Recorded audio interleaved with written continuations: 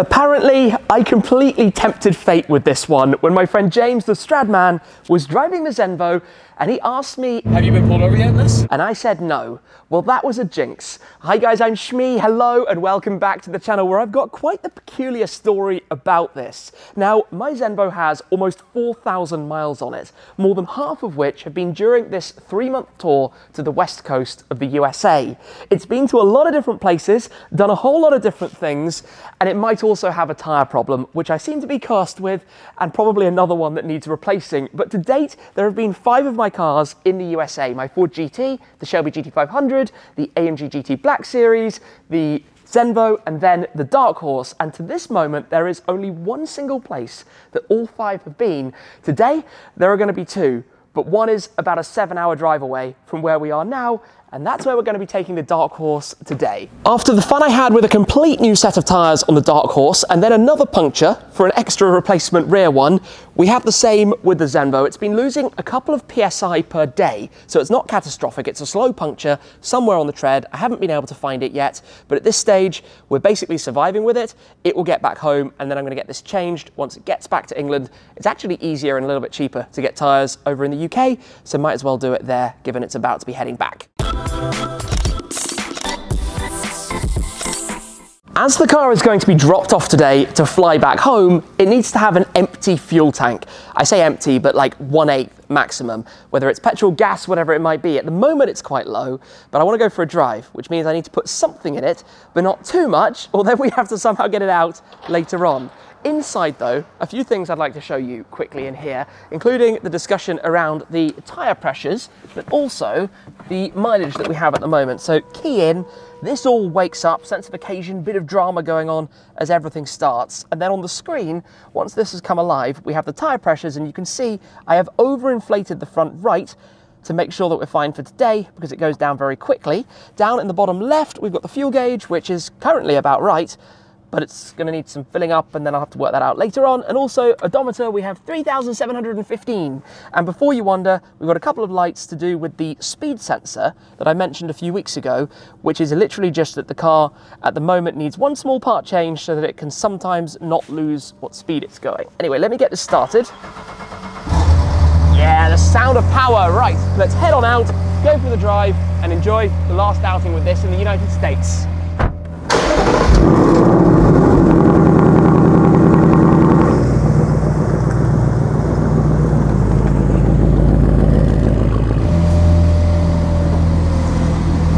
We've actually picked up the car from Sonoma Circuit. It stayed here after Velocity Invitational. We've come back to collect it. It's another lovely day. And beside me is a G63 4x4 squared being towed, I don't know if you can see, by a G63 grass gas Sass's combination, which is very, very cool. Anyway, the difficult decision I've now got to make is how much goes in, because I don't know how many miles I'm about to drive, and I don't want to put too much in because that's going to be a problem. I'm just going to go with 5 gallons and hope that's about right, and might have to do it again later. We'll see. That's cool. Ali Hoffs driving the G-Wagon combo.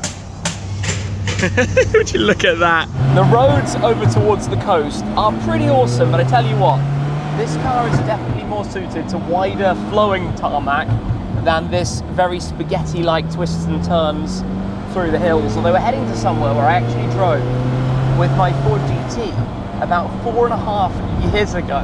A bit of a kind of looking at the map and saying, hey, that looks like it'll be fun. So out we went. This, however, is a slightly different route to get there. And I'm not complaining about driving a car like this in a place like this. The only problem is that we can't exactly use all that much of the power here because it has just a little bit too much of it. Would you look at that, the view that opens up in front of us. This place is immense. Obviously, I would love some completely open roads, and I would certainly love if the Mini doesn't have an accident in front of us. But look out down the valley there, out towards the Pacific Ocean. That's cool. Well, we've got a quick checkpoint up here. Look at this view, this overlook above the beaches. How epic is that? This is further north than driving PCH up to Monterey Car Week.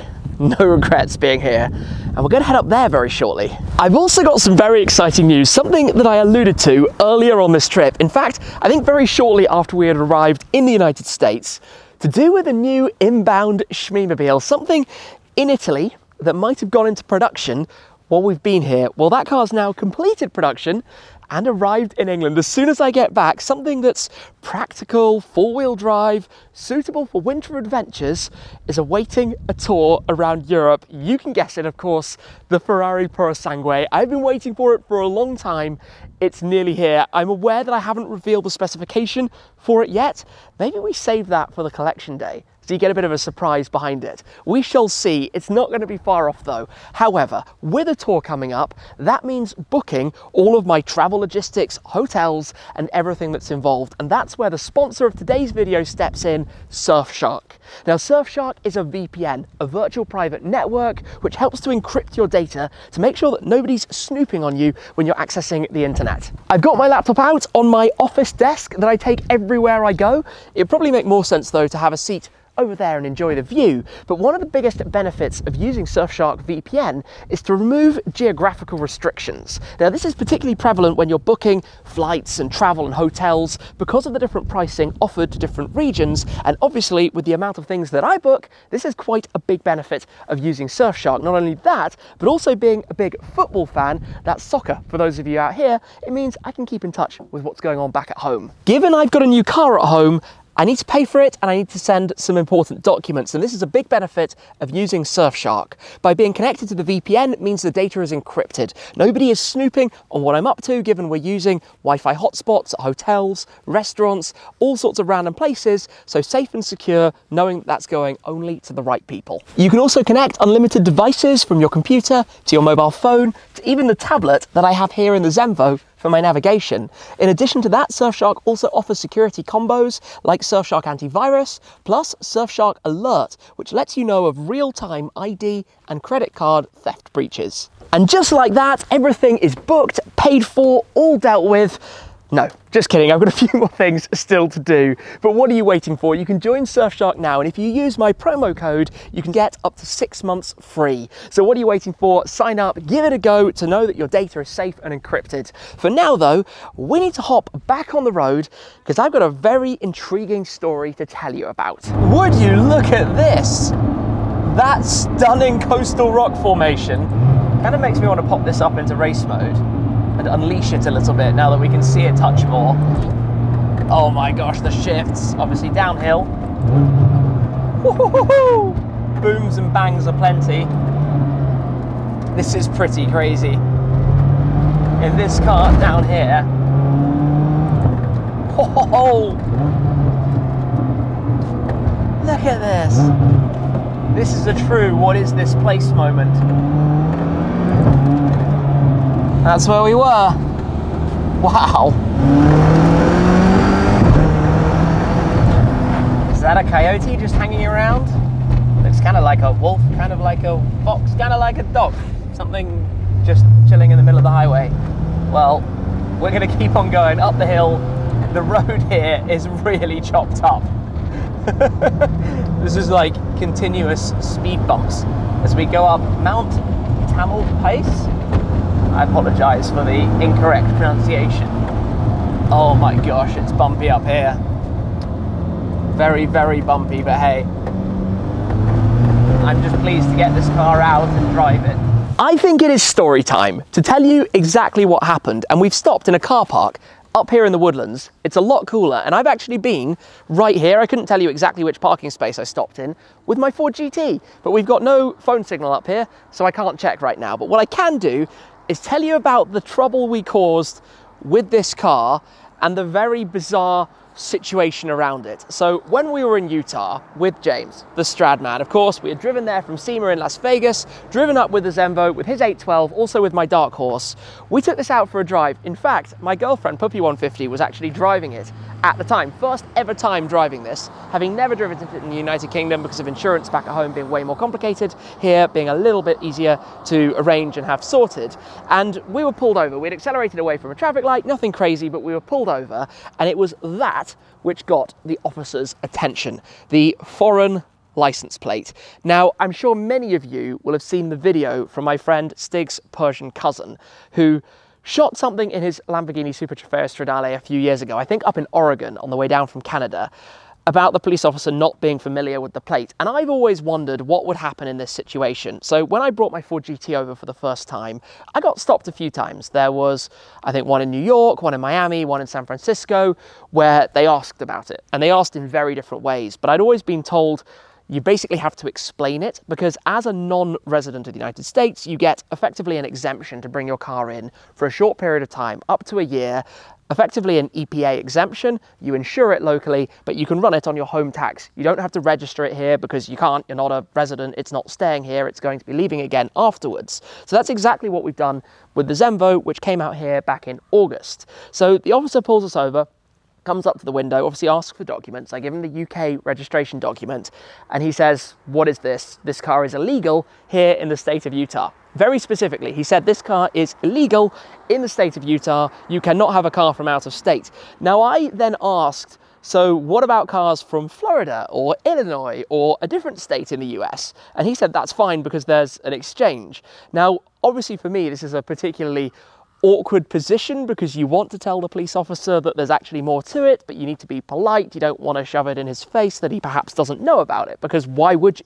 If you're a local county police officer in Utah, you're not going to know about a federal exemption for a foreigner to bring in a car which you can arrange. So of course I have insurance here in the United States, which some states can issue you despite the car not being registered there, which again is a bit of a quirk of the system, but obviously you're not going to drive a car like this without insurance. So I presented all of my documents, and you know, it was quite, I'd say, quite a hostile initial discussion. It was very much telling me I was wrong, telling me this isn't possible.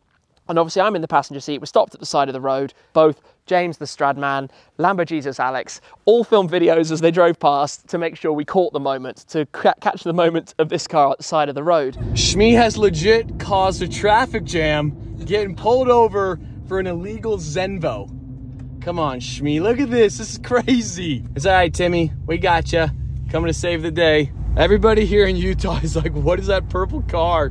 It makes no sense. Look at that thing. Oh, yeah. Harriman Police. That makes sense.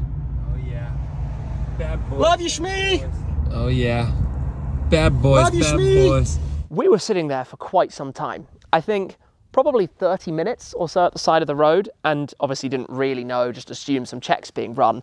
But the officer was actually calling things like the insurance company, obviously confirming that the insurance on the car was valid. I called the insurance. Insurance is fine. He also called, I believe, the DMV, who confirmed that the car can be here. Obviously, the paperwork is not held within Utah, so it's a little bit more complicated than that, before coming back. And we had a much more civilized, nice conversation about it. And I found it so interesting because it was that cliched video, which, like I said, my friend Stig's Persian cousin filmed, of exactly that process. Basically being told, it's not allowed to be here, you can't have that, it's not possible, this is completely illegal. He never threatened to tow it or anything like that, but basically just telling me that this wasn't possible because Utah doesn't allow it, which obviously is not the case. It's more a case of how do you then explain to a police officer that perhaps they don't know this very strange quirk of the law. And that's what I found when I had my cars in New York, when the Ford GT was pulled over in New York, and it was very much, where are your tags? As if this wasn't even a tag, a license plate, a registration plate on the car at all. It was, where are your tags?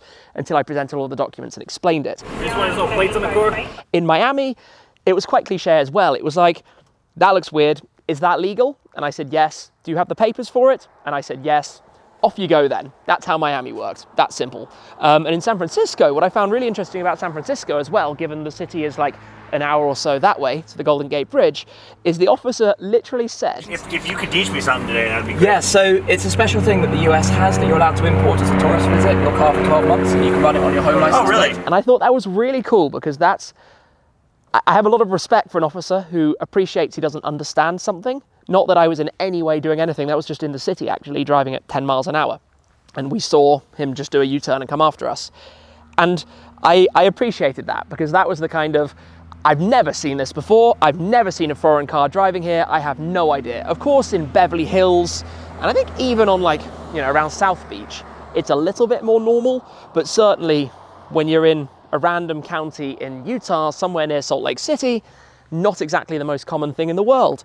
So that was our police encounter with the Zenvo TSR-S, which ended all well. I sent the documents, we had a nice conversation at the end of the day, but it's funny how it went from that's illegal. It was literally, that is illegal. You cannot have this car here. This car is illegal in this state.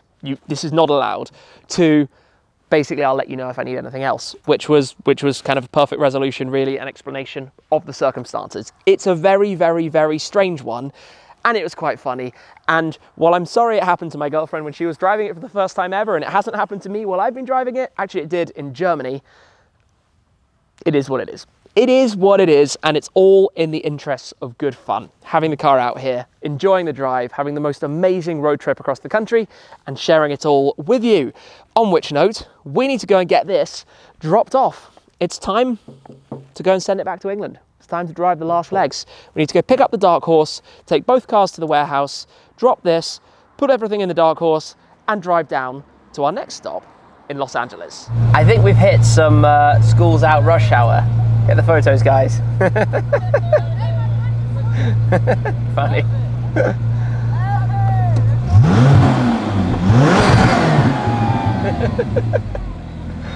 Gotta watch the fuel. We are actually gaining some fuel, I guess, because we've been on the hills and up and down all over the place. We should have this about right. That should be about right. This is pretty much the last little bit of driving for now, because we're pulling off the highway, we're picking up the Dark Horse from where we left it earlier, and then driving over to the warehouse. And at the moment, we're getting closer to being down to the level of fuel that you have to be down to. But it's kind of crazy to think again that the next time I'm back at the wheel of this car is going to be in England. After today, I won't drive it again until we're driving it back to the Shmuseum and rushing immediately to a gas station stop or a petrol station, given that we'll be back on the other side of the pond, to go fuel it up and drive it back home to get it back with the Shmeemobiles. Now, when we get to winter, it will go back to the Zenvo factory. I'll send it back to the factory. The guys will basically give it a full service, a full check over, make sure that everything's well with it. I mean, it needs the annual service anyway. When it's done quite so many miles, it's good to give it a proper run. As it happens, I've actually got a police car behind me. Wouldn't it be really ironic if he pulled me over right now? That would be one of the funniest things that could actually happen to end today's drive. Just working out where we're going. We're going left at the traffic light ahead. I'd find it so funny. I kind of want him to. Just, no, I don't want to waste the time dealing with it. It would be funny though. It would be very funny. Not this time. Off he goes. The sheriff has gone straight by. Could you imagine? Could you imagine if I make a video telling the story of being pulled over and we get pulled over, filming the video talking about being pulled over? It would be quite amusing. Well, check this out. The view over Richmond Bridge in the Bay Area, San Francisco over to the right side. Stunning day to wrap things up. Absolutely beautiful. We have just been through all the paperwork, everything that's basically needed, obviously the inspections and that kind of thing for this car's path and route back home. The flight schedule, there are 2 options, so that's all being finalized. But we're here with West Coast Shipping. Now, the first time I went to West Coast Shipping via My Car Import in the UK was for the Shelby GT500, which went home from Florida. Then the GT Black Series came from the UK to Florida, although we started our tour in the Northeast. Then the GT Black Series went from New Jersey in the Northeast back to the UK. And of course, this car was then flown from the UK. In fact, it was flown actually from Paris to Chicago and then across land to here, well, to LA, to LAX, where I then got it. This is all very complicated, but this one, this time around, is going to be going up in the air. It is a bizarre thing to think that this gets strapped down onto a pallet, gets loaded into a cargo, into the belly of a cargo plane, and then flown literally across the world. So I think there's a truck taking some cars away. This is going to be taken inside, and that's basically where we're going to say farewell to it for now, which is a very strange feeling, but give it about 2 or 3 weeks, or probably slightly less, and this should be customs cleared and all of that done and back home, ready to be taken back to the Shmuseum.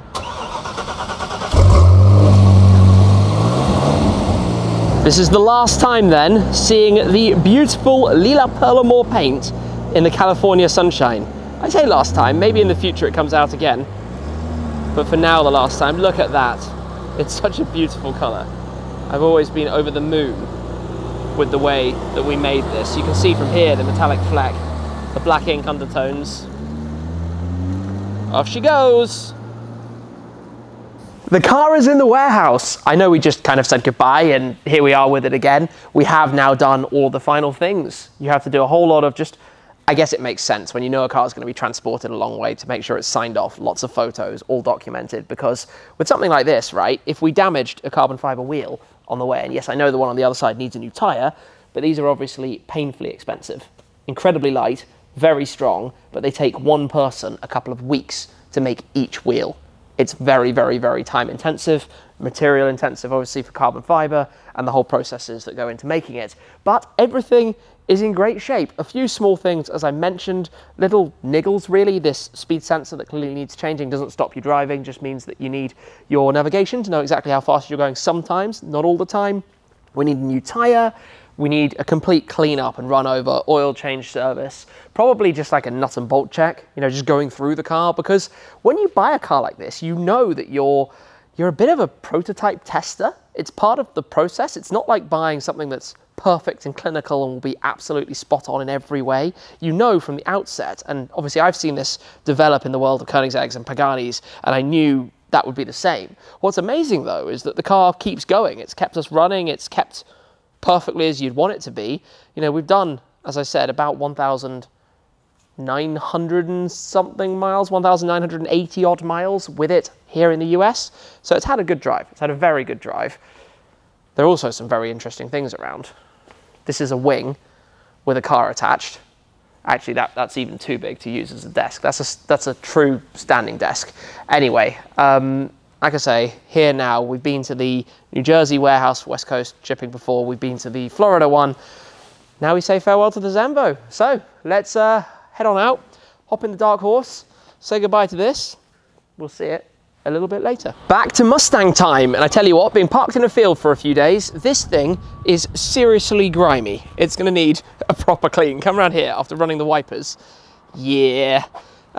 We'll figure this out later. For now, we've got about 400 and something miles ahead of us to get this back home. Let me step in here. I say back home, back to our next stop. What are we? 5,400. I think it'll be over 6,000 before I leave the United States. So, onwards, let's go. That is a view and a half across the bay there. A whole lot of smog, a whole lot of dusk, and obviously the port. But sunset, and a police car going the other way. That's not for us, thankfully, but a long drive ahead of us. This is 372 miles, 5 hours 42 to our checkpoint. Not all the way, because we're going to continue down to Orange County tonight. But yeah, we'll get cracking on. I'm sure it's going to be gone midnight when we get there. But hey, long day, kind of satisfying in some way to wrap things up though. Long into the evening, let me tell you a little bit about driving in California, or at least driving from San Francisco to Los Angeles. And I nearly always take the Pacific Coast Highway that we were talking about earlier. Beautiful roads, amazing views, stunning route, especially for fuel run going up to Car Week. If you go this way, it is a straight shot. This is literally a straight road like this for hours and hours and hours and hours and hours and more hours. And you can just tell that everybody is kind of bored, fed up, questioning their decisions and why they decided to drive this route, because literally nothing happens. What's interesting is when you get the plazas with gas stations and everything, and they all group together, and you have these massive locations. I think out of all of the routes we've done with this car, and I mean, we've gone through 5,600 miles now, still with 200 odd to go today alone. What's interesting with this is that I actually think this might be one of the most boring drives of the whole lot. And it doesn't help that it's at night and we started literally at sunset, because the whole route therefore is like this. But as I have said, we are heading down to LA, and the reason we're going there is to film a couple of things, but also to add another spot that all 5 of the cars will have been. The first place that I've taken all 5 Shmeemobiles in the US is Las Vegas. They've all been to the Welcome to Fabulous Las Vegas, Nevada sign. The sign that you have at the south end of the strip when you arrive from the airport. All of them have been there, but that's the only place, because the Zenvo's only been on the West Coast. The Ford GT did bunch of cities, but on a very sporadic schedule. We didn't drive everywhere per se. Like, most of the cars have been to see Strad in some form, but at different places. I think, no, not the Ford GT, not the Ford GT. So there's one other place that all 4 previous cars have been, and that is to Rodeo Drive in Beverly Hills. So we are going to swing by Rodeo Drive this evening to tick the box with this car going there on our way through towards Orange County. We are finally coming off the highway here in Los Angeles. Not that you can see very much, obviously, given it's kind of nighttime and dark, but it's been a long old slog down the highways. This is about to be a steep U-turn, but we can enjoy some dark horse downshifts. And I'll tell you what else we can enjoy. Have a look at the dashboard. I've been playing around with the colors, and I felt, given that the Zenvo has now gone, we should have some purple and lime green on here, on the display. So that is exactly what we have done. One thing that's crazy to me every single time I'm here in LA, in this area, is that as soon as you get near here, the driving standards are mad. People drive so fast around these streets. Obviously now it's late at night and totally deserted, but the speed with which people drive on the highways through LA, bonkers. It's quite funny to think this is the first time that this car has been to LA, but this is Rodeo Drive. So that means that all 5 of my cars that have been here in America have now driven on this very bit of road, which is clearly being set up for holidays and festivities and things. It's quite bright with all of the lights and stuff around here. And it's obviously very quiet given it's late at night, but this was more a box ticking exercise to bring the car here, to say that it's been here, to just drive this road, maybe stop somewhere, take a photo, and wrap things up. All of the fancy shops of Beverly Hills. Yeah, I'm exhausted. It's been a long day. It's been a very long day, but we're here now. Well, a few minutes here and no supercars to spot. None at all. Not in the middle of the night, but nonetheless, here with this, which now has 5,700 and something miles on the clock, and has been performing and handling admirably for a trip like this. I do find it funny in the United States having these reflectors, the amber at the front and the red one at the back. And the more cars I look at out here, now that I'm very conscious of them, the more of those that I spot. European cars don't have these, or have something more, let's say, in the headlamp units, that type of thing. But the headlamps on this are very cool. Everything about it is very cool. It's just completely coated in dirt, and I probably need to clean that off. That looks nasty on the stripe. Well, obviously on top of the PPF, that is the beauty of the Ceramic Pro Covacha paint protection film that we have on this particular car. As we crawl past the Beverly Hills police car, don't think there was anybody sitting inside it, but we definitely don't want to get pulled over. I feel like that's been the theme of today's video. Anyway, to where we're heading, down in Orange County, we still have almost an hour to go, 50 minutes. Another 50 miles. Oh gosh, I am tired and kind of want to go to bed, but it will be what it will be, and we will get there shortly and get checked in and wrap up for this evening. It has been a long one, thinking back to picking up the Zenvo this morning, going to drive the panoramic highway, then taking it to the warehouse to drop it off for shipping back home, before getting the Dark Horse to drive it 400 miles down here to Los Angeles with a checkpoint on Rodeo Drive, where we've now had all 5 of the Shmeemobiles that have been here in the US at a second location. Obviously not at the same time, but they've all been to the same place. And then finally getting to the hotel where it's time to go and check in and have a well-deserved rest. Quite funny to think of driving the brutal hypercar on the twisties earlier, and then the very long slog with this. I say long slog, all in the dark, dead straight, not exactly the most exciting drive, as I said earlier. In fact, I think I can state, out of the nearly 6,000 miles we've driven with this car, that was the least exciting leg that we've actually had with it, but needs must. We're now here in Los Angeles for the first time with the Dark Horse. First time it's been down here, which is strange because since picking this car up, I've not been home. We've stayed here in the US, have actually been here though. Flew over to pick up the Zenvo from the Peterson, went to a couple of events with it, while this was getting PPF'd in Chicago, went back and started the whole tour, and finally, almost a bookend, arriving on the West Coast, being all the way over here. I think I need a rest. It's been a tiring one, but a big thanks as well to Surfshark. Make sure to check out and get the opportunity to get up to 6 months free using my promo code. Thoroughly recommend it. I use VPN services all of the time to be able to make my bookings, follow what's going on at home, and you can find out more about all of that down below. That's it for now though. Thank you very much for watching as always, guys, and I'll see you again very soon. Cheers.